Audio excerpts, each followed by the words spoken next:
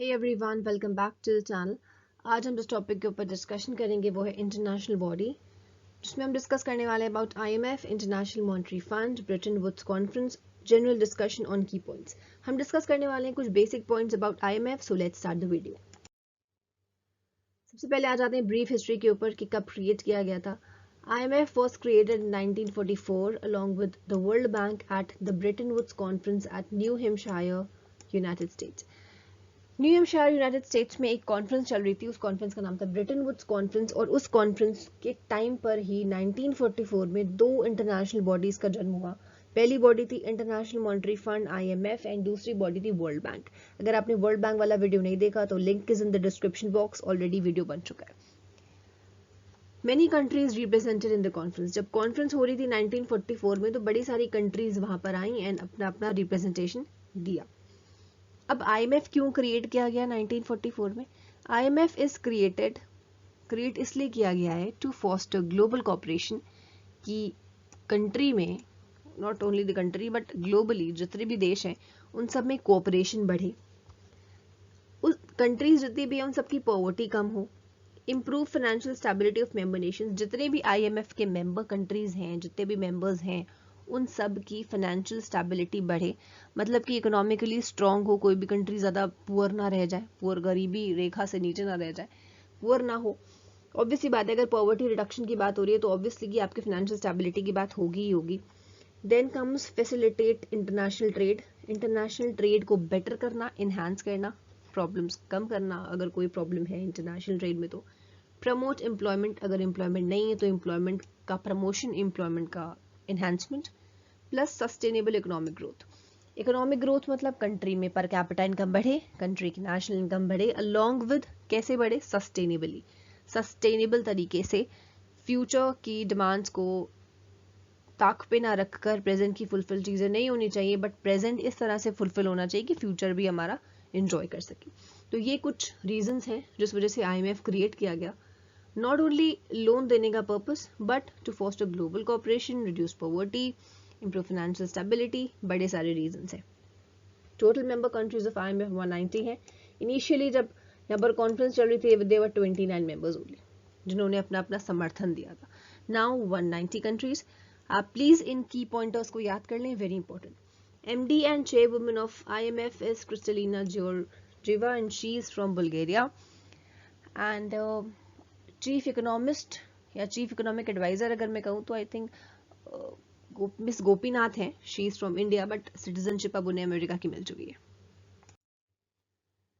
Then comes most important, headquarter कहाँ पे है? Headquarter is in Washington DC, America.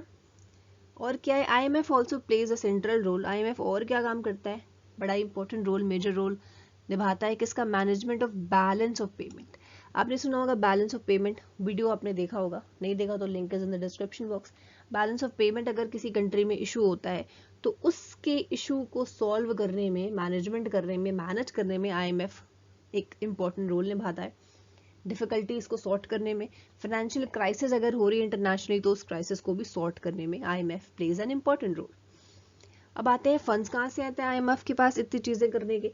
तो funds in IMF are generated by member countries. 190 members है, 190 members ही अपने अपना कुछ ना कुछ कंट्रीब्यूट करती हैं थ्रू कोटा सिस्टम।